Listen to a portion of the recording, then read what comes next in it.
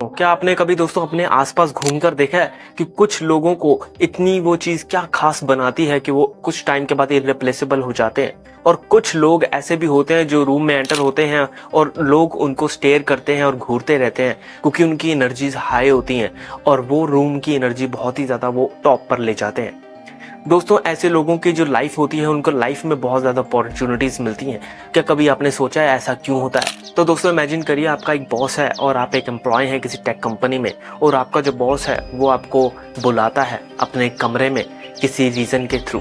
हालांकि दोस्तों उसने कभी आपको पर्सनली इनवाइट नहीं किया होता या फिर वो पर्सनली कभी बुलाया नहीं होता और जो तुम्हारा दिमाग है वो फिर सोचता है कि शायद वो तुम्हें फायर ना कर दे या फिर तुम्हें ऐसा होता है कि तुमने अब ऐसी क्या गलती कर दी या वो तुम्हें डांटेगा तो नहीं या फिर वो तुम्हें नौकरी से निकाल तो नहीं देगा। जैसे ही तुम उसके कमरे में जाते हो और तुम्हें डांटने के बजाय वो तुम्हें ये चीज़ बोलता है कि तुम हमारे लिए एक बहुत ही वैल्यूएबल इंसान हो, तुम हमारे एक ऑफिस के लिए बहुत ही अच्छा काम कर रहे हो और हम तुम्हें खोने से डरते हैं। कैसा लगेगा तुम्हें तब? हालांकि बहुत अच्छा लगेगा और तुम बहुत ही मुस्कुराते हुए बाहर आओगे। ये सारा जो गेम है वो स्मार्ट बनने की गेम है, बस तुम्हें स्मार्ट प्ले करना है और कुछ भी नहीं। दोस्तों 2007 में सब दुनिया ने स्टीव जॉब्स को देखा था अपनी जेब से एक छोटा सा डिवाइस निकालते हुए। हालांकि दोस्तों स्टीव जॉब्स ने कभी फ़ोन या फिर MP3 प्लेयर और टच स्क्रीन को इन्वेंट नहीं किया था। हालांकि दोस्तों उसने बस डॉट्स कनेक्ट किए थे अपनी लाइफ के, तब भी वो एक बहुत बड़ा वैल्यूएबल इंसान बन गया था।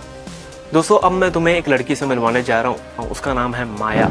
वो ना ही तो कोई जीनियस है और ना ही कोई मल्टी मिलियनेयर, वो एक आम सी लड़की है जो कि एक टेक कंपनी में काम कर रही है, वो भी एक कस्टमर सर्विस के रोल पर।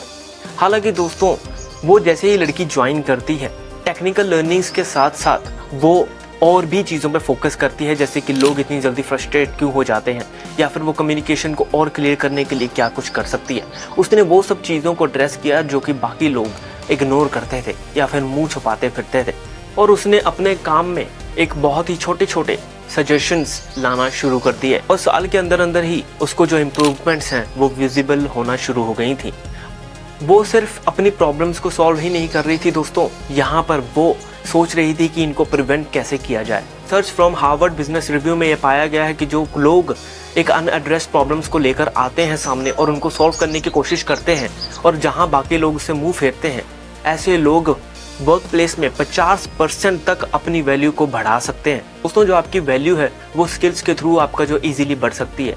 तो यहाँ पर मैं बोलना चाहूँगा कि learn rare and essential skill. 2022 की लिंक्डइन स्टडी के मुताबिक दोस्तों जो लोग अपने स्किल्स के ऊपर हाईली काम करते हैं उनका जो हाई स्केल रहता है पे का वो बहुत ज़्यादा रहता है और उनके बहुत ही ज़्यादा चांसेस होते हैं कि वो अपने फ्यूचर में बहुत ही अच्छी कंपनी में प्लेसमेंट पा सकते हैं।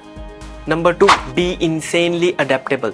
वर्ल्ड इकोनॉमिक फोरम ने ये चीज़ मानी है दोस्तों कि जो लोग हैं या फिर तुम हो गए या फिर मैं हो गया, अगर हम किसी भी टेक कंपनी में काम कर रहे हैं या फिर कोई भी स्किल जॉब में हैं तो रीस्किलिंग करनी पड़ेगी अपनी जो प्रीवियस स्किल्स को, क्योंकि AI शिफ्ट बहुत ही तेज़ी से बढ़ता जा रहा है और ऐसे में अगर रीस्किल ना किया गया तो वो बहुत सारी जॉब्स को खा लेगा और इसी हिसाब से जो वैल्यूएबल लोग होंगे वो भी वैल्यूएबल नहीं रह जाएंगे।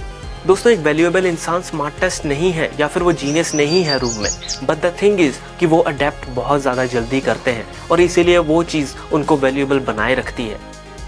Number 3, build your trust. दोस्तों यहाँ पर स्टैनफोर्ड रिसर्च ये कहती है कि जो लोग बहुत ही ज़्यादा डिपेंडेबल ट्रस्टवर्दी होते हैं वो लॉन्ग टर्म करियर में बहुत ही ज़्यादा अच्छा काम करते हैं और उनको बहुत ज़्यादा तरक्की मिलती है, क्योंकि उनके लिए ट्रस्ट एक लाइफ का बहुत ही इम्पॉर्टेंट एक स्टेज होती है जो कि वो कुछ भी कर सकते हैं उस चीज़ को पाने के लिए। एक पर्सन को वो चीज़ क्या वैल्यूएबल बनाती है तो वो यही चीज़ है। तो तुम प्रॉब्लम्स के ऊपर काम करते हो ना कि सॉल्यूशंस के ऊपर।